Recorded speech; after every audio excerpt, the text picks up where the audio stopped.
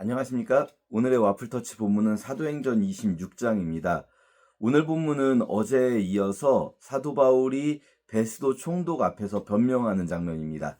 변명이라고 되어 있기는 하지만 사실상 재판에서 변론을 하는 과정인데요.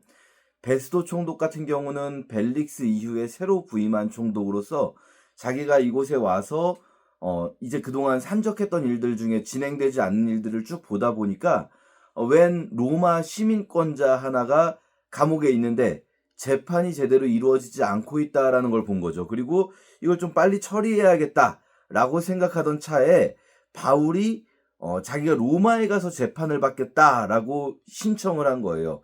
그러니까 이 사람 로마에 가서 재판을 받아야 되면은 로마로 보내야 되겠는데 나는 그냥 총독이니까 이 절차대로만 하면 되지라고 생각을 하고, 그러면 로마로 보내기 전에 이 사람의 죄목이 뭐지? 로마의 죄인을 보내려면 이 사람이 어떤 죄목을 가지고 있는지를 같이 보내야 되잖아요.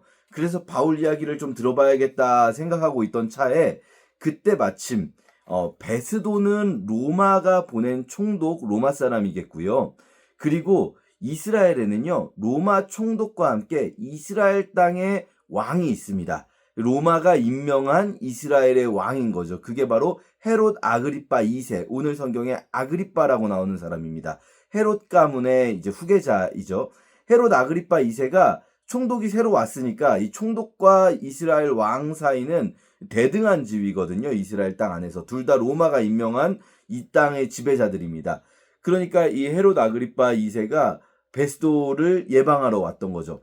그러니까 베스도가 자기는 잘 모르는 내용인데 한번 아그리파 왕 당신은 이 땅에 오랫동안 살고 있으니까 알 테니까 한번 같이 들어봅시다. 이렇게 해서 바울에게 변론의 기회를 주었습니다. 자, 이제 바울이 자기를 변론해야겠지만 우리가 그동안 많이 보아온 대로 바울은 이런 상황에서 자기를 변론하지 않습니다. 바울은 이런 상황에서 전도를 시작하죠. 항상 정말 지금까지 너무 많이 나왔죠.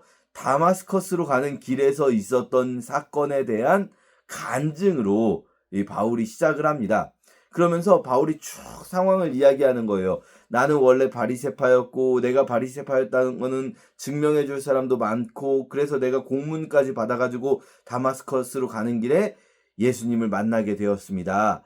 아그리파 왕 당신도 예수님 아시죠? 누군지 모를 순 없을 겁니다. 예수님을 안 믿더라도 당시에 유명한 사건이었기 때문에 모를 수 없을 텐데, 그분이 바로 우리 유대인들이 그렇게 밤낮으로 기다리던 메시아라는 걸 내가 전하고 있을 뿐입니다. 그리고 내가 만나보니 그분은 정말로 메시아가 맞습니다. 이렇게 간증하고 있는 거죠.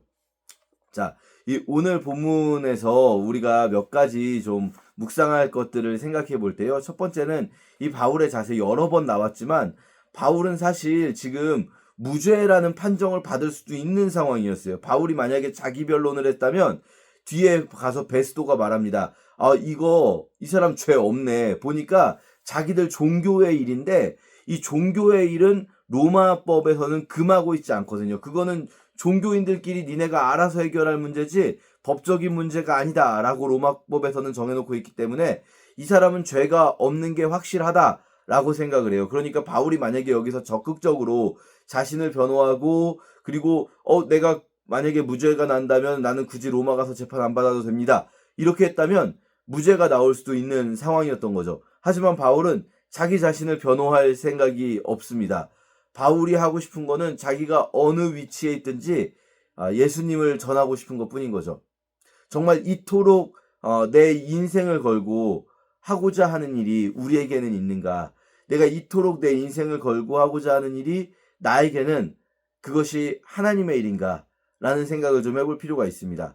그러면서 우리가 또 묵상할 때 왜 바울은 이렇게까지 하나님의 일을 하고자 하는가? 이렇게까지 전도를 하고자 하는가 하는 생각을 해볼 때 계속해서 바울이 하는 말은 이거죠. 다메섹에서 만났던 예수님의 경험. 결국은 이 예수님을 강렬하게 만났던 경험이 바울의 인생을 뒤집어 놓고 바울이 결국은 이 한 가지 일을 위해서 자신의 삶을 던지게 만든 거거든요. 한 가지 일을 위해서 자신의 삶을 완전히 던질 수 있는 사람은 정말 행복한 사람일 거예요. 그런데 그 일이 되기 위해서, 특히 그 일이 하나님의 일이 되기 위해서 필요한 것은 하나님을 만나는 강렬한 경험입니다.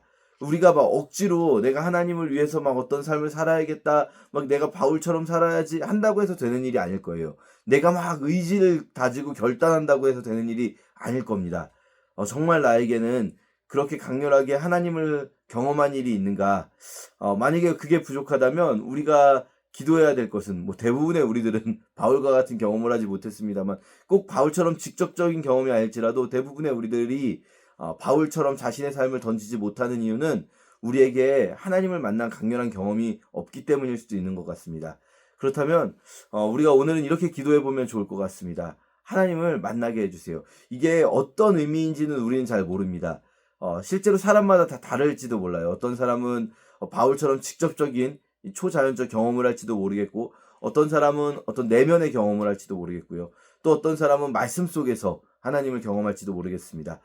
어찌되었든 각자의 삶 가운데 내가 하나님을 만났다, 내가 이런 방식으로 내가 이 순간에 하나님을 만났다라는 그 하나님을 만난 경험이 결국은 우리 삶을 변화시키고 내 삶이 하나님께서 원하시는 모습으로, 하나님이 나에게 의도하신 모습대로 변화되게 되는 원동력이 되어야 하거든요.